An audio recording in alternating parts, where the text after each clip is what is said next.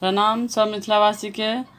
हम शालिनी झा छी। आई हमर दीदी है अर्चना झा। तो हम सब एक पाबनि के गीत लऽ के अयलहुँ हैं। हमर यह कोशिश है जे अहाँ सबके बढ़िया लागत। तो सुनू ई पाबनि के गीत आ केहन लागत से जरूर लिखब। धन्यवाद।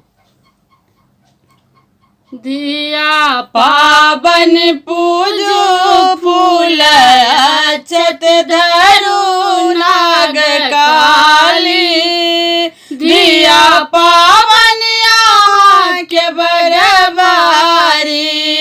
दिया पाबनि पूजू फूल अक्षत धरू नाग काली।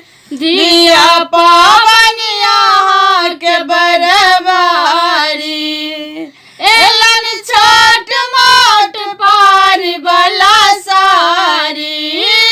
एलन छोट मोट पारी बला सारी। पुराहितनी के मोन भेलन भारी।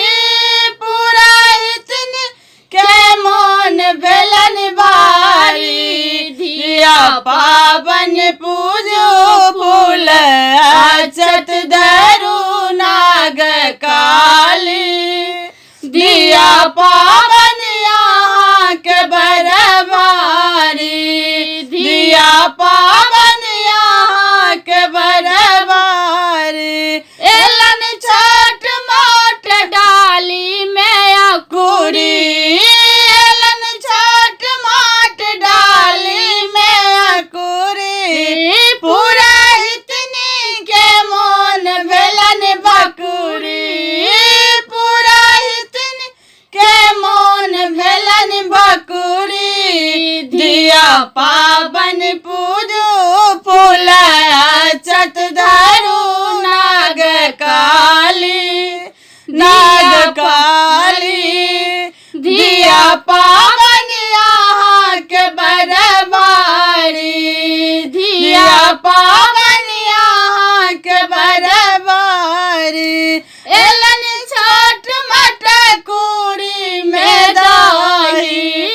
एलन छोट मोट कुरी में दही। पुराहितनी के मोन भेलन कुही। पुराहितनी के मोन भेलन कुही। दिया पाबनि पूजू फूल अक्षत धरू नाग काली। नाग काली। दिया पाबनि अहाँ के बरबारी। दिया पाबनि अहाँ के बरबारी। दिया पाबनि अहाँ के बरबारी। धन्यवाद। जय मिथिला, जय मैथिली।